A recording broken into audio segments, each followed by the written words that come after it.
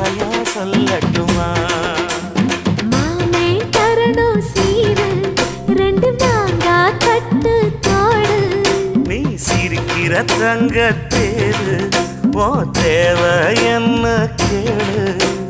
வெடல புள்ள நானும் ஒரு விவரம் கேட்க வேணும். ஏ தன்